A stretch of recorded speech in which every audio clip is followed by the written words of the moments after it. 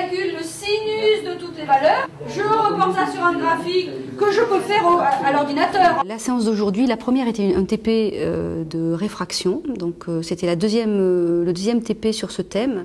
Alors montre-nous ce qu'on avait fait.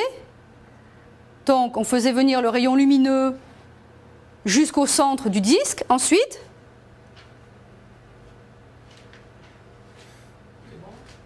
Alors, est-ce que c'est bon là? Lâche pas, on va voir. Est-ce que vous êtes d'accord les autres? Il hésite, hein? Toi, tu dis on laisse comme ça.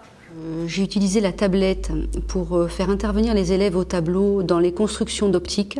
Les outils associés à la tablette, qui sont aussi ceux du tableau interactif, permettent de faire des schémas d'optique tout à fait propres et c'est facile à prendre en main pour les élèves. La tablette MobiView me permet d'être plus mobile dans la classe, de pouvoir intervenir au tableau depuis tous les points de la classe et donc parfois d'aller au fond. Ça me permet aussi de la donner aux élèves, hein, de les faire intervenir eux-mêmes. Et ça me permet de remplacer le tableau dans les salles où il n'y a pas de tableau interactif. Comme Madame Tarid a déjà dit jeudi, on va faire avec les tablettes et tout, mais on était content de venir en physique en fait. Moi d'habitude je participe presque pas et là j'ai fait que participer pendant 1 heure et ouais, je trouve que c'était bien. J'ai envie d'essayer quelque chose. Ouais. On est curieux de voir, c'est nouveau, c'est un nouveau support donc on n'est pas habitué. On a envie de découvrir comment ça marche. Vous allez me donner par le boîtier la réponse numérique que vous avez trouvée. Cette première séance, j'ai utilisé les boîtiers pour vérifier leur travail fait à la maison. C'est-à-dire que je leur ai posé une question sur le résultat numérique qu'ils devaient trouver dans un exercice. Avec les boîtiers, on peut faire différents types d'évaluations. Donc, avant de démarrer un cours, pour essayer de voir où en sont les élèves au niveau du vocabulaire, au niveau des connaissances antérieures. Ensuite, j'utilise les boîtiers dans le contexte de la progression du cours.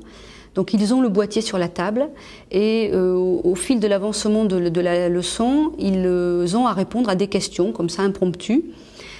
Ça permet de voir si le rythme d'avancée de la classe est correct, si les notions sont bien passées. Alors pour avoir les chiffres, vous devez appuyer plusieurs fois sur les petites touches du clavier. C'est comme un SMS, vous savez, on appuie 1 fois, 2 fois, 3 fois. Alors une fois on a le A, une fois on a le B, une fois on a le C, une fois on a le 1, un 2, etc. Bon, donc vous regardez, vous savez faire. Les boîtiers présentent un avantage, c'est que tous les élèves sont sollicités. Et quand on pose une question sans les boîtiers, évidemment il y a des élèves qui lèvent la main, qui répondent, mais c'est un peu toujours les mêmes. Ça présente un grand intérêt parce que eux, ils voient ça comme un jeu. Et ils ont absolument besoin de répondre correctement. Vraiment, il faut qu'ils gagnent. Ce qui est bien aussi, c'est à la fin, quand on a tous répondu, qu'on va tous répondre. Un peu télé, jeu télévisé. On voit les réponses des autres quand même, on se met par rapport à la classe. Et ça fait un peu concours, jeu télévisé, voilà. Tout ça. Même ça prend moins de temps que si la prof elle interroge 25 personnes, une par une. Alors demander leur réponse. Là, on a un temps limité, on peut répondre tous. On se sent tous au même niveau. Donc ils ont une participation active quand ils ont les boîtiers dans les mains. Alors que les questions posées dans la classe sans les boîtiers, finalement, ont moins d'impact pour chacun. C'est aussi un facteur de motivation parce que quand elle dit si on arrive à faire ce qu'on veut faire, alors on pourra faire les boîtiers. Donc du coup, on essaye de se dépêcher pour pouvoir faire les boîtiers. À la fin de la séquence de questionnement, je récupère les réponses de tous les élèves. Je sais qui a bien répondu, qui n'a pas bien répondu. Je sais quel type d'erreur ils ont pu faire. Et donc je peux les guider pour des travaux particuliers en fonction de leurs erreurs.